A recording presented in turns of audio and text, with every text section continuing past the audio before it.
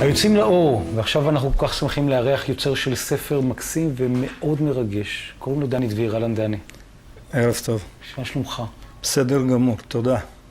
אם אתה היית בוחר את הרגע הכי מטלטל בחיים שלך, שהיית רוצה שהקורא באנגלית או בסינית, בעברית, ייקח אותה איתו, מהי התמונה הזאת?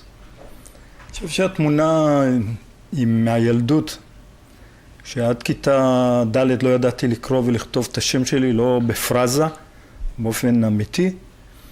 ומורה אחת נכנסה לכיתה, כשהייתי עד אז שקוף ואף אחד לא התייחס אליי, ניגשה אליי ולטפה לי את הראש.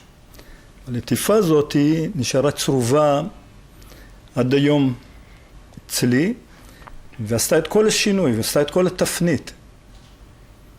וזה כוחה של מורה במערכת החינוך שיכולה לשנות גורלות של אנשים. כי אחרי זה מה קרה? מה קרה אצלך בתוך הלב? הרגשתי שמישהו מתייחס אליי. עד אז הייתי שקוף לכולם, לא רק לבני הכיתה שלי, בעיקר לצוות החינוכי בבית ספר. לא התייחסו אליי. הגעתי ממעברה, מרקע סוציו-אקונומי הכי קשה שיכול להיות. גרנו בצריף 8 נפשות. לא היה פינה ללמוד, ואנשים לא הבינו את זה. מה שעשתה נכון המורה הזו, שאחרי שהיא ליטפה לי את הראש וקרבה אותי אליה וראתה שיש שינוי, גם באה לבקר אצלנו בצריף. וכשהיא ראתה את הרקע הסוציו-אקונומי שלנו, הבינה שמהילד הזה אי אפשר לדרוש את הדברים באופן רגיל. שאתה אומר, היא ראתה, מה בדיוק היא ראתה? תן לי תמונה שאתה ראית על מבט העיניים שלה, שחרוט אצלה. היא ראתה עוני, וראתה מצוקה של ילד שלא יכול לצאת ממנה.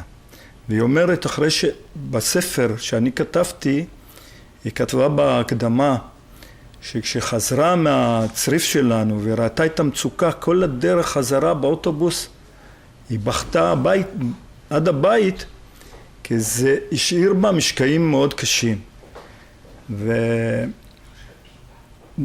וככה נוצר הקשר בינינו, שהיא עזרה לי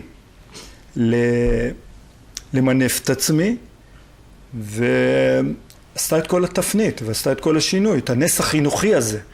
ולימים אתה הולך ופורץ ומגיע, והיום גר היכן? בקיסריה. מתוך הצריף. נכון. והיום ממבט אחורה, אם יש תובנה אחת שאתה היית רוצה, שדווקא הקורא באנגלית או בסינית, ייקח אותה איתו, כדי לעשות את המעבר, כדי לעשות את ההיפוך. מה היא? היא לראות מודל של ילד שהיה חסר סיכויים, בתנאים הכי קשים של המעברה בצריפים, שהצליח למנף את עצמו ולהגיע לקיסריה, לווילה עם בריכת שחייה ועם כל האפשרויות, ולראות את זה כמודל מצליח שהוא בניגוד לכל הסיכויים אפשר לקיים אותו. זה לא רק כלפי חו"ל, אני רוצה גם שהחברים שלי מהמעברה, האנשים שהיום חיים במעברה, יראו את המודל הזה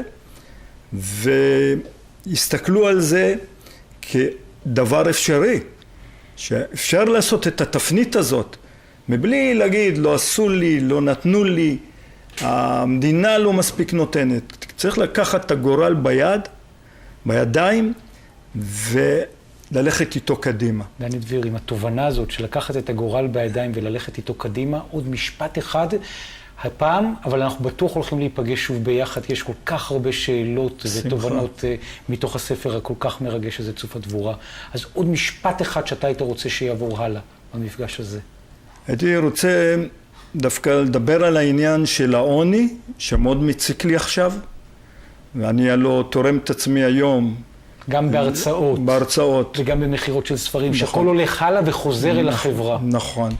אני גם כתבתי 5 לקחים. לאורם כתבתי את הספר הזה במשך 27 שנה. במפגש הזה נדבר על לקח אחד. הלקח הראשון שאתה כתבת הוא? הלקח הראשון שאני כתבתי הוא על זה שאדם במצוקה ובעוני יכול לקחת את גורלו בידיו ולצאת מהמצוקות של עצמו. דני דביר, אני רוצה להגיד לך המון המון תודה. נשאר עם טעם של עוד להבין לעומק את עוד 4 התובנות שיש, אבל אצלנו זה קל. ניקח את גורלנו בידינו, וניפגש שוב ביחד.